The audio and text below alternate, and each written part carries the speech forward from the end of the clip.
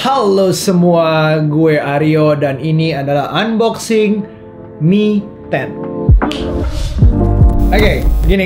Ini bukan Mi 10. Yang di atas ini adalah Mi Note 10 Pro. Jadi sebelumnya, pendahulunya sebelum Mi 10. Mi 10 ini ditunggu-tunggu banget bagi gue. Karena kenapa? Sekali lagi membuktikan Xiaomi ngeluarin flagship. Definisi flagship gue pernah omongin di Instagram gue bahwa tujuannya adalah sebuah produk yang menjadi kapal yang membawa bendera, artinya membawa komando untuk perangnya. Jadi sebuah produk yang paling maju di depan untuk melawan lawan-lawannya.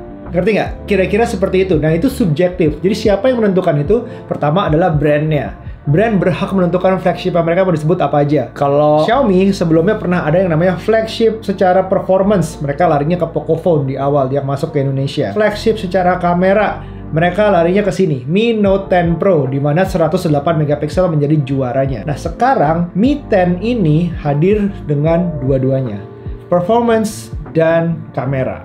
Ya. Kita sampingkan dulu Mi Note 10 Pro-nya. Nanti kita gunakan untuk perbandingan dengan Mi 10. Dari boxnya terlihat di sini adalah pertama kalinya boxnya juga terasa flagship dengan warna silver. Silver yang agak berbeda dilihat dari beberapa sisi. Jadi yang kayak agak hologrammatic gitu. Ya, zamannya kartu basket dulu ya, hologram. Dan ada tulisan 5G. 5G pertama di Indonesia untuk Xiaomi. Logo Xiaomi dengan hologrammatic juga, high-res audio, dan di bawahnya kita melihat adanya Mi 10 Twilight Grey. Warnanya Twilight Grey, 8 GB of RAM, dan 256 GB ROM. Oke, perlu diketahui yang keluar di Indonesia adalah Mi 10, dan Mi 10 Pro belum terdengar kabarnya. 5G menjadi statement tampaknya. Oke, kosong. Device-nya kita lihat, wah, sampai dalam warnanya tetap yang sama. Di sini tahap pertama ada pin ejector. Tampaknya ada converter dari USB-C. Sekalian aja gue buka ya. USB-C ke 3.5 jack. Artinya berarti dia tidak ada 3.5 jack, tebakan gue, dan dia menggunakan USB-C. Casing, buku, warranty card, manual book, standar, pin ejector, standar semuanya ya. Dan ini adalah device-nya. Out of the box, kita melihat tulisan di depan adalah Qualcomm Snapdragon 865 yang merupakan syarat menurut gue untuk dijadikan flagship. Kalau anything under that, semua yang di bawah prosesor terbaiknya suatu brand pernah buat, menurut gue bukan flagship. 108 megapiksel kamera, 90 Hz refresh rate. Dia belum 120 tapi 90, nanti gue jelasin kenapa 90 masih lebih make sense. 30 watt wired and wireless. Perlu dicatat tuh.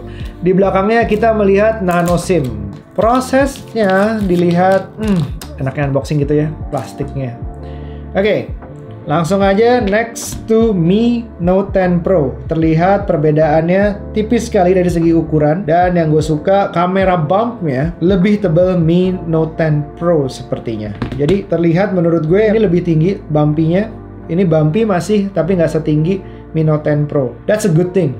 Ini warnanya Twilight Grey. Tapi menurut gue agak sedikit biru ya, Twilight Grey-nya ini. Terlihat di sini ada 3 lensa, tangannya langsung kotor memang ya, fingerprint magnet, 3 lensa utama dan 1 lensa tambahan, dan ada flash di sini. Jadi 4 lensa di belakang, dan depannya adalah menggunakan yang namanya dot display. Jadi kenapa menurut gue Mi 10 ini yang keluar hanya di Indonesia cuman versi satunya aja, yaitu Mi 10, nggak ada Mi 10 Pro. Salah satunya adalah faktor di mana harga bermain. Jadi di saat pandemi atau lagi di rumah saja seperti ini, dolar naik, keadaan susah, dan prioritas orang untuk beli smartphone flagship pasti jadi sedikit turun. Banyak kebutuhan lain yang lebih penting. Jadi itu jadi konsiderasi di mana Mi 10 dan Mi 10 Pro bedanya sebenarnya cuma sedikit, yaitu cuma di salah satu tambahan kamera telenya. Yang kedua adalah besar baterainya, yang sebenarnya Mi 10 Pro lebih kecil tapi lebih kenceng chargingnya. Dan satu lagi, hampir semua prosesor sama, layar sama, semuanya desain sama. Jadi bedanya sama Mi Note 10 Pro gue jelasin sedikit. Secara kamera bumpnya, gue ngerasa Mi Note 10 Pro lebih bumpy, alias perbandingan antara kamera bump terhadap bodinya lebih jauh, jadi lebih terasa nggak enak. Tapi ini masih lebih mending yang Mi 10-nya. Kedua, kalau kita lihat bawahnya, sama-sama menggunakan USB-C, tapi Mi Note 10 Pro masih ada 3.5 jack. Dan tempat SIM cardnya ada di bawah kalau Mi 10. Kalau kita balik ke belakang, format kamera hampir sama, tapi bedanya mungkin Mi Note 10 Pro menggunakan 5 lensa, ada telenya. Jadi anggapannya 5 lensanya itu sejajar dengan Mi 10 Pro, sedangkan ini adalah Mi 10. Dan logonya sedikit berubah, satu Xiaomi, satu Mi. Selain itu, samping-sampingnya terlihat format volume dan power button masih sama. Sebelah kiri sama-sama kosong, oke? Perbedaan di depan terlihat ada di lensanya kamera depan. Kalau di Mi Note 10 Pro di tengah, kalau Mi 10 ada di samping kiri. Jadi dot display dengan ukuran 6.67 inci. Sisanya sebenarnya ini Snapdragon 865 menjadi suatu hal yang penting. Kenapa juga cuma 90 Hz? Tentunya penghematan biaya dari ke 120 Hz. Tapi 120 Hz kalau nggak dipakai buat main mungkin nggak kerasa segitunya. Kadang-kadang ada juga smartphone yang 120 Hz tapi game yang bisa 120 Hz pun nggak jalan di smartphone yang udah 120 Hz itu. Ayo tebak smartphone apa? Nah sekarang ini 90 Hz dengan tujuan untuk scrolling untuk menggunakan sehari-hari, bukan yang game. It works better than 60 Hz. Dari segi desain menurut gue premiumnya dua-duanya dapat. Dari segi kamera mungkin 5 lensa menang Mi Note 10 Pro dibanding 4 lensa, tapi dengan prosesor yang lebih baik, processing gambarnya plus kecepatan memproses gambarnya itu tentu akan lebih baik di Mi 10. Mari kita bahas lensa di belakangnya ini. Ada 4 lensa dan 1 flash di belakang ini. 108 megapiksel utamanya, tambah 13 megapiksel, tambah 2 megapiksel, tambah 2 megapiksel. Jadi plus yang di depannya adalah 20 megapiksel selfie kamera. Nah ini sudah nyala. Kita cek displaynya. Display kita akan melihat refresh rate yang bisa diatur 90 Hz atau 60 Hz. Oke, itu faktor penting buat gue untuk performance selain prosesor, tapi juga screen refresh rate. Kedua, kita juga akan melihat dia about phone menggunakan MIUI 11.090.